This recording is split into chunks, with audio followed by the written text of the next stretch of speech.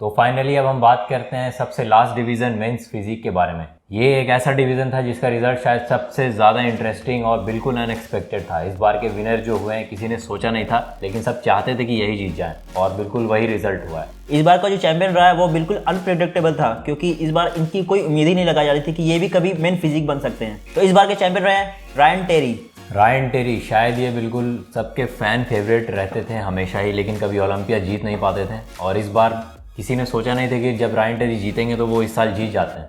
तो ये काफ़ी प्लेजेंट न्यूज़ थी सबके लिए। तो रायन टेरी के बारे में बात करने से पहले एक बार पहले हम देख लेते हैं कि कौन प्लेस किया है टॉप 5 में इस बार मेंस फिजिक में, और एक दो और कुछ नाम है जो टॉप 5 के बाहर नहीं थे, लेकिन उनकी भी क्या प्लेसिंग थी इस पर भी हम बात कर लेते हैं। और इसमें हम बात करेंगे हमारे इंडियन चैंप के बारे में भी और अली बिलाल के बारे में। तो इस बार नंबर 1 पे रहे थे रायन टेरी, जो कि काफ़ी अच्छी फिजिक प्रेजेंट किया था। और सेकंड नंबर पे रहे थे ब्रेंडन हेंड्रिक्सन, जो कि काफ़ी अच्छा पीक किया था इस बार स्टेज पे। और ब्रेंडन हेंड्रिक्सन फॉर्मर 3 बार के चैंप भी है। और नंबर 3 पर इस बार स्लिप होकर आ चुके हैं एरिन बैंक्स, जो कि डिफेंडिंग चैंप थे और पिछले साल के विनर थे। और जो 4th पोजीशन पर आया है वो भी एक नया नाम है, इमैनुअल हंटर। और 5th पोजीशन पर आए हैं डिएगो मॉन्टेनेग्रो, जो कि पिछले साल 3rd पोजीशन पर थे। तो ये तो थी टॉप 5 की बात, लेकिन जिसका सबको इंतजार था और जो सबसे बड़ा ओलंपिया में कमबैक था वो थे जेरेमी बुंडिया इस बार प्लेस करते हैं 8th नंबर पे, जो कि शायद काफ़ी डिसअपॉइंटिंग भी था, क्योंकि जेरेमी बुंडिया से हम एक्सपेक्ट कर रहे थे कि ये या तो टॉप 5 में प्लेस करेंगे या फिर इनके अपडेट्स देखकर ऐसा लग रहा था कि ये शो जीत भी सकते हैं। लेकिन जेरेमी बुंडिया काफ़ी ऑफ दिख रहे थे। शायद इसकी मेन वजह ये कि ये पीक नहीं कर पाए शो के बिल्कुल एग्जैक्ट दिन, जैसा कि इनके साथ 2018 में भी हुआ था।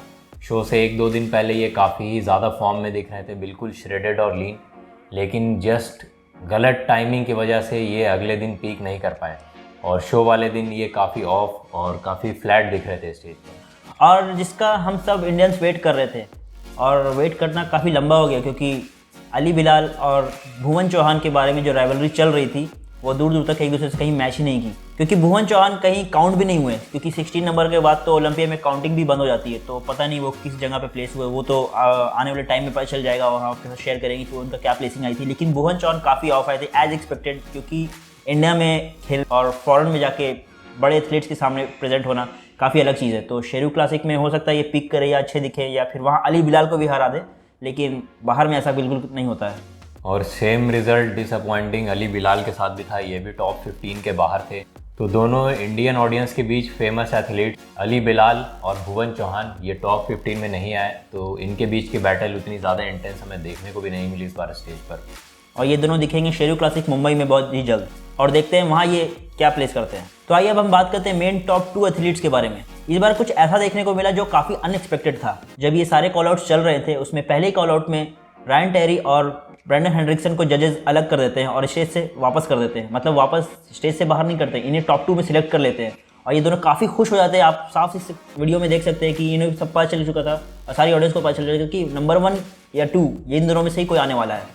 और ये काफ़ी सरप्राइजिंग था रायन टेरी के लिए भी, क्योंकि इन्हें हमेशा जजेस इग्नोर कर देते थे मेंस फिजिक डिवीज़न में। ये रायन टेरी काफ़ी लंबे टाइम से कम्पीट कर रहे हैं, जैसा कि आप में से कुछ अगर पुराने फैंस होंगे तो वो जानते होंगे। और ये डिसीजन सुन के तो मुझे ऐसा लगता है कि रायन टेरी को भी बिलीव नहीं हो रहा था, क्योंकि जिस तरीके का एक्सप्रेशन उन्होंने दिया था उनको बिल्कुल भी उम्मीद नहीं थी कि वो पहले कॉल आउट में टॉप 2 में सिलेक्ट हो जाएंगे।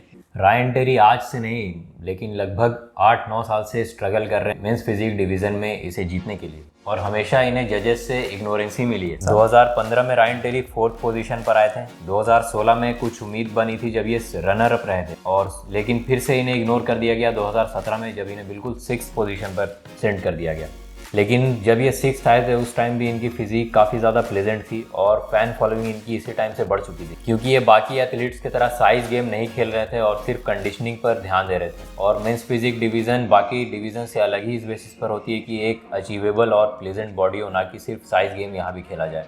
तो रायन टेरी का फैन बेस भले ही बढ़ चुका था, लेकिन इनकी प्लेसिंग ड्रॉप ही होती रही थी। 2018 में भी ये 3rd पर आए, 2019 में फिर से 5th, और 2020 में तो इन्हें 8th प्लेस पर ड्रॉप कर दिया गया, जो काफ़ी ज़्यादा ही बुरा था इनके फैंस के लिए और रायन टेरी के लिए।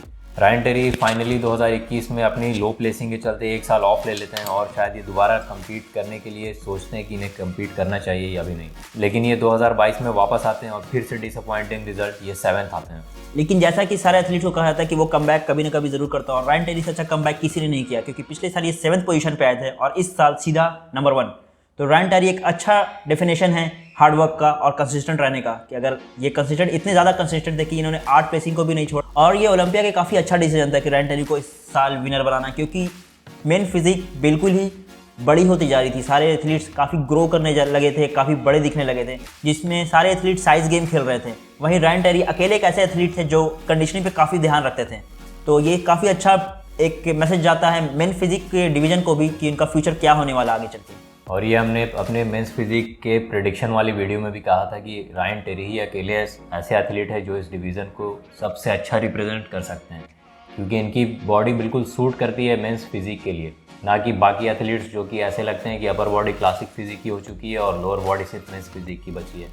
इनकी बॉडी अपर और लोअर दोनों वेल बैलेंस्ड है और काफ़ी श्रेडेड है, और इनका गेम प्लान हमेशा सिर्फ क्रिस्पनेस और कंडीशनिंग रहता है, ना कि साइज़। इनका कंपटीशन भले ही साइज़ गेम की तरफ जाता गया, लेकिन रायन टेरी हमेशा कंडीशनिंग पर फोकस करते गए और साइज़ गेम से हमेशा अलग ही रहे। तो इन्हें स्टेज पर इससे एक अलग लुक मिलता था, जहाँ सारे एथलीट्स बड़े होते जा रहे थे, रायन टेरी कंसिस्टेंटली एक परफेक्ट और कम साइज़ वाली फिजिक दिखाकर भी लोगों को ये बता रहे थे कि मेंस फिजिक डिवीज़न को ऐसे रिप्रेजेंट किया जा सकता है। और इनके जीतने से ये चीज़ तो साफ पता चल गई कि इस डिवीज़न का फ्यूचर क्या होने वाला है। या हो सकता है जज को इस बार ऐसा ही कुछ देखना हो और अगली बार फिर ये चेंज करके किसी ऐसे एथलीट को जिता दे जो काफ़ी बड़े हो।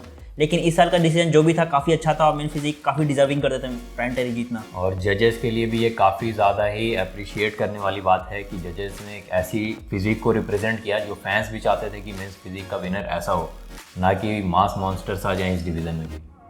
तो ये थी मेन फिजिक की रिजल्ट, और बाकी 2 डिवीज़न की रिजल्ट भी हमने अपने चैनल पे डाल दी है, क्लासिक और ओपन की, उसे भी जाके ज़रूर चेक करें और अपने ओपिनियंस कमेंट बॉक्स में ज़रूर बताएं।